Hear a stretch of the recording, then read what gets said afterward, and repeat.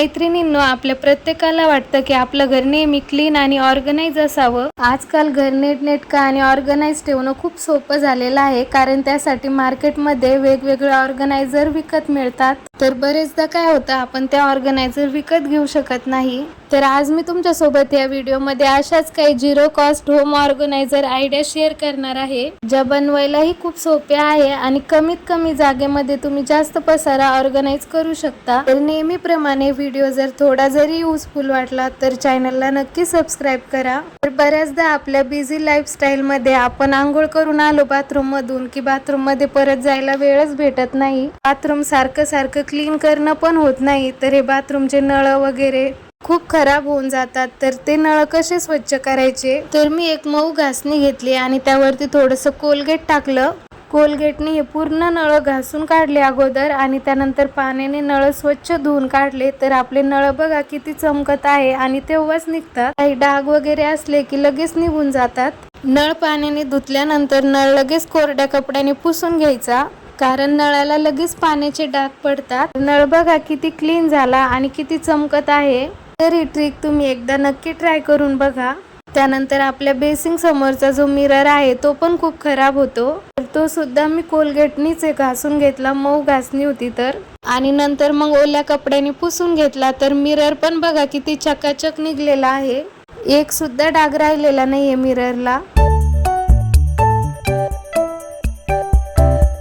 आणि हा बेसिंग समोरचा नळ पण तसा स्वच्छ घासून घेतला मी. तरी पाठीमागची भिंत आमची थोडीशी खराब झालेली आहे. तर नळ बघा किती चकाचक निघलेला आहे. आणि बघा हे आपलं किचन वट्यावरचं वायपर आपण पाणी लोटून असंच बेसिंग मध्ये टाकून देतो. कंटिन्यू पाण्यात राहिल्यामुळे अजून खराब होतं आणि त्याच्या अवतीभोवती मग मच्छर किंवा डास पण व्हायला सुरुवात होते. त्यामुळे बेसिंगच्या साईडला हे असं अडकवून द्यायचं. यामुळे खालची जागा पण रिकामी होते आणि वायपर पण चांगलं राहतं. आणि बऱ्याचदा काय होतं, आपल्याला सवय असते की किचन मध्ये थोडं जरी काम केलं की हँड वॉश करायचा, तर हात कुठं पुसायचे हे आपल्याला कळत नाही. तर आपण ड्रेसला किंवा साडीलाच पुसून टाकतो. तर तसं न करता आपण किचन वाट्यावरती असे नॅपकिन ठेवले पाहिजे, म्हणजे हात धुतले की पटकन आपण नॅपकिनला हात पुसू शकतो. तर बघा आपण असं केल्याने आपला बेसिंग एरिया किती स्वच्छ आणि मोकळा दिसत आहे.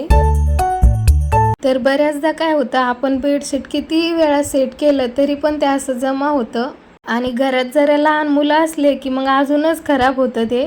तर बेडशीट कसं सेट करायचं ते सांगते मी तुम्हाला आज. तर बेडशीट अगोदर असं बेडवरती टाकून घ्यायचं, तिन्ही बाजूनी सारखंच आतरून घ्यायचं, समोर जेवढं पाहिजे तेवढंच ठेवायचं. तर बघा अशा प्रकारे मी बेडशीट आतरून घेतलं. चांगलं आतरून घ्यायचं आहे, वरती थोड्या सुद्धा आड्या काही असलं नाही पाहिजे. आणि आता मी हे गादीच्या खाली घालतेय पूर्ण. आणि गादीच्या खाली घातल्यानंतर ते आतमध्ये ओढायचं, पूर्ण टाईट करून घ्यायचं, म्हणजे ते व्यवस्थित राहतं, पॅक राहतं. तर असं केल्याने कोणी कितीही बसलं लोळलं तर आड्या उड्या काहीच पडत नाही आणि बेडशीट थोडं सुद्धा गोळा होत नाही. तर अशा पद्धतीने जरा बेडशीट सेट केलं ना, तर 2 दिवस बेडशीट आपल्याला सेट करायची गरज पडत नाही, कारण ते जसं टाकलं ना आपण तर तसंच राहतं ते.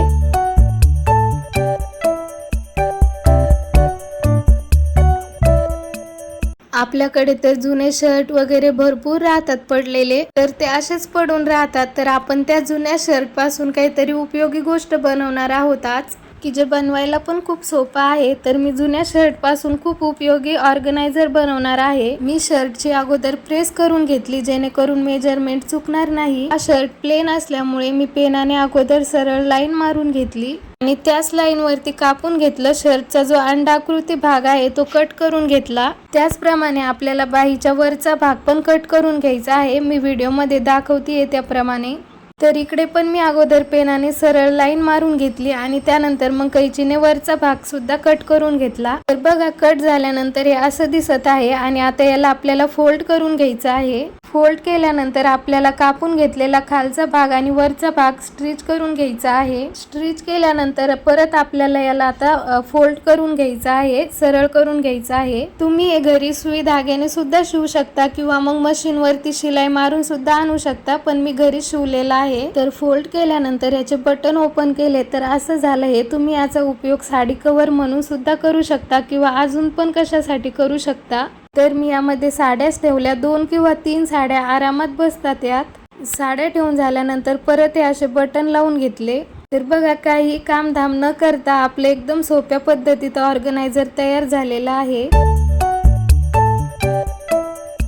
आणि बघा, बऱ्याचदा काय होतं, आपण कपडे प्रेस करतो आणि प्रेस अशीच इकडे तिकडे पडलेली राहते, त्याचं वायर पांगलेलं राहतं. तर त्यासाठीच मी एक ऑर्गनायझर बनवणार आहे. आपण जे शर्ट कापलं होतं त्याच्या बाहीच्या समोरचा भाग जो असतो तो कट करून घेतला आणि त्यानंतर मग प्रेसचं वायर असं गुंडाळून घ्यायचं प्रेसला व्यवस्थित.